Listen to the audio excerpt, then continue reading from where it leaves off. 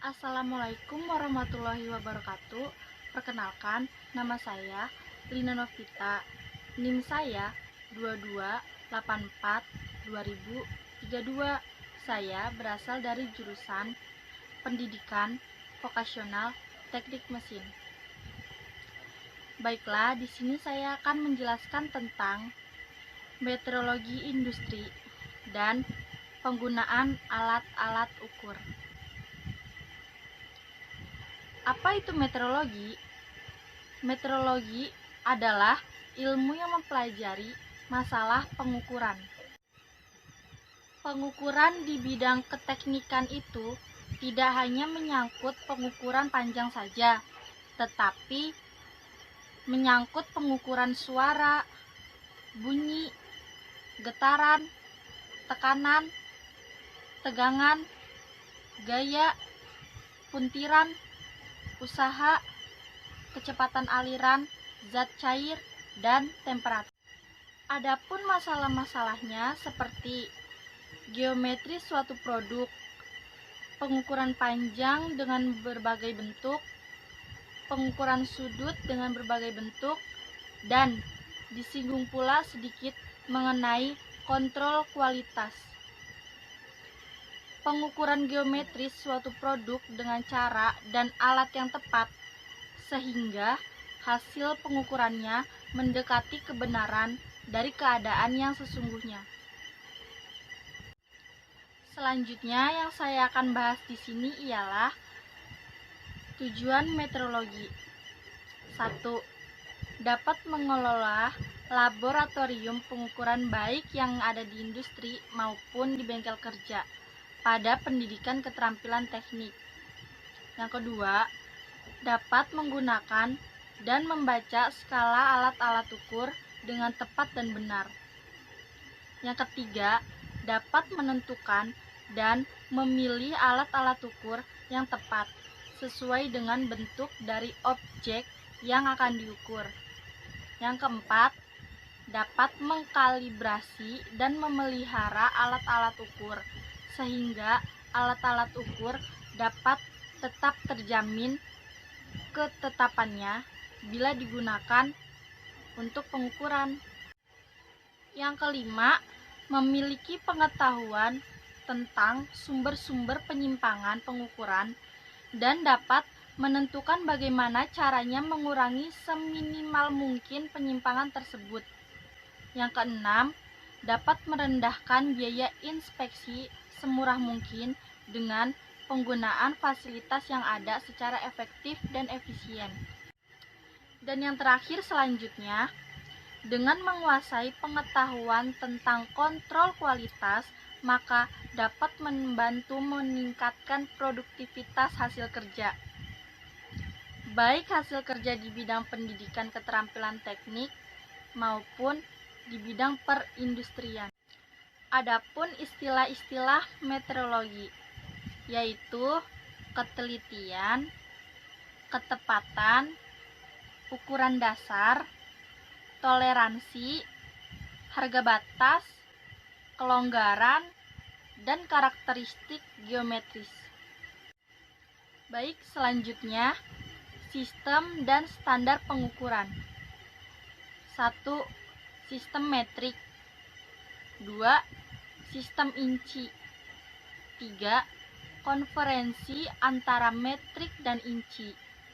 Yang keempat, standar pengukuran, yaitu garis, ujung, dan gelombang. Selanjutnya yang saya akan bahas di sini ialah penggunaan alat-alat ukur. Pengertian pengukuran. Pengukuran adalah membandingkan suatu besaran dengan besaran standar.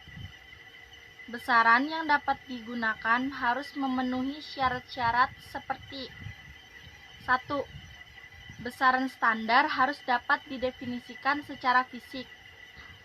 Yang kedua, besaran yang digunakan tidak berubah karena waktu.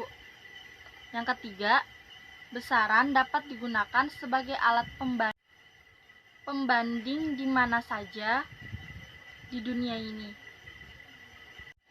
Baik, berikutnya tujuan pengukuran. Alat ukur yang digunakan untuk mengukur suatu objek atau benda kerja. Proses pengukuran mempunyai tujuan untuk mengetahui besaran ukuran dari objek atau benda kerja yang diukur. Secara umum, pengukuran pada objek atau benda kerja bertujuan 1. Memberi jaminan kepada kita bahwa suatu benda kerja memenuhi syarat-syarat konstruksi yang telah ditetapkan dalam rencana. Yang kedua, memberi jaminan kepada kita bahwa setiap alat akan pas dengan alat bagian lainnya dalam suatu susunan sesuai dengan rencana yang telah ditetapkan. Dan selanjutnya, macam-macam pengukuran. Geometris benda ukur mempunyai bentuk yang bermacam-macam. Oleh karena itu, caranya mengukur pun bisa bermacam-macam. Agar hasil pengukurannya mendapatkan hasil yang paling baik menurut standar yang berlaku, maka diperlukan cara pengukuran yang bisa dilakukan untuk mengukur geometris benda ukur, yaitu 1. Pengukuran langsung. Pengukuran langsung adalah pengukuran dengan menggunakan alat ukur yang mana hasil pengukurannya dapat langsung dibaca pada skala yang telah dikalibrasi terhadap alat ukur tersebut. Misalnya, mengukur diameter poros dengan mistar sorong dan panjang lubang dengan mikrometer kedalaman. Yang kedua, pengukuran tak langsung.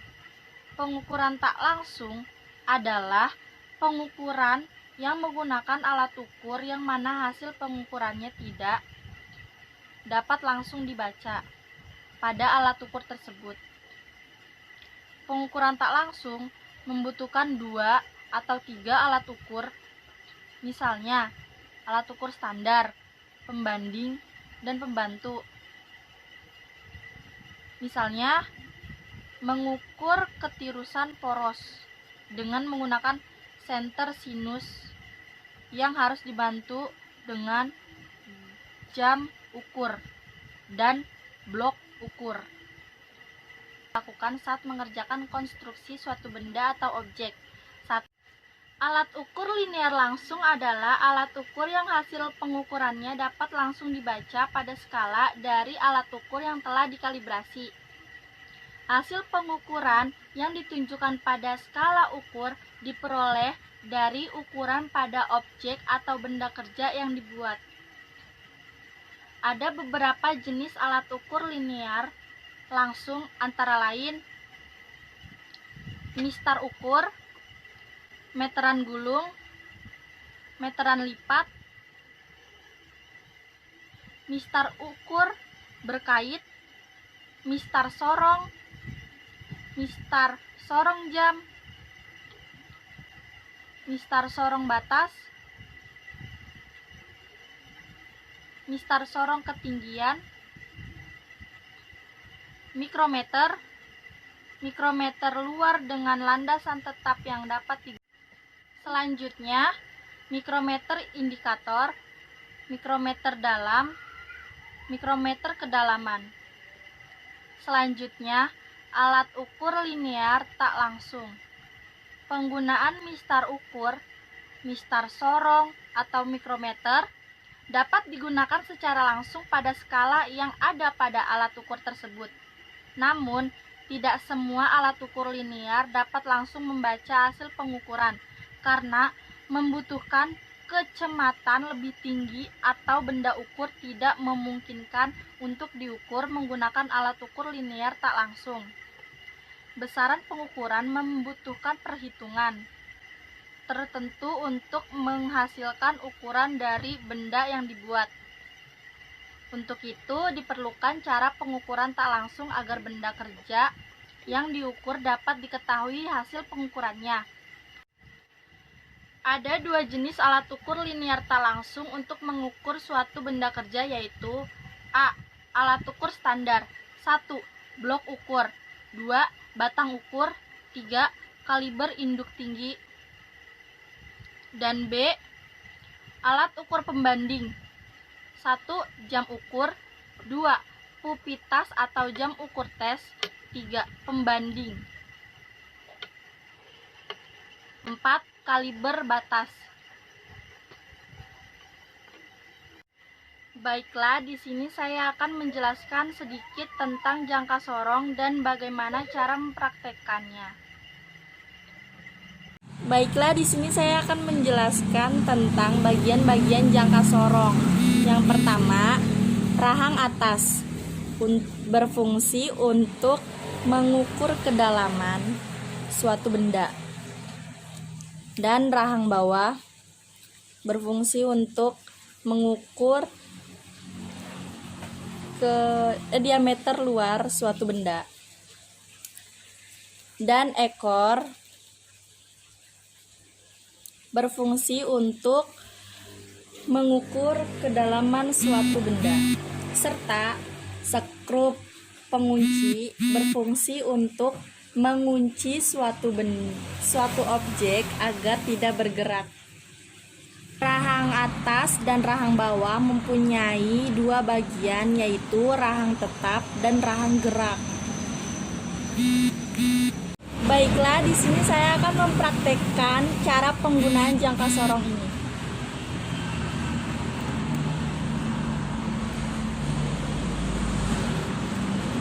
Di sini saya mengukur menggunakan rahang bawah untuk mengukur diameter luar. Lalu dikunci. Kemudian kita dapat membaca hasil dari pengukuran spidol ini menggunakan jangka sorong. Dan hasilnya yaitu 15,5 mm. Setelah itu, saya akan mengukur diameter dalam. Lalu dikunci kembali. Setelah itu, saya akan membacakan hasil dari pengukuran diameter dalam spidol ini. Dan hasilnya yaitu 10,95. Selanjutnya, saya akan mengukur kedalaman spidol.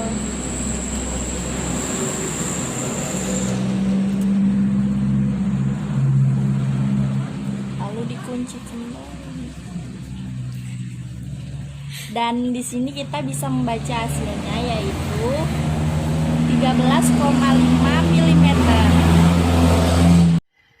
Demikian materi yang saya sampaikan, kurang lebihnya mohon maaf.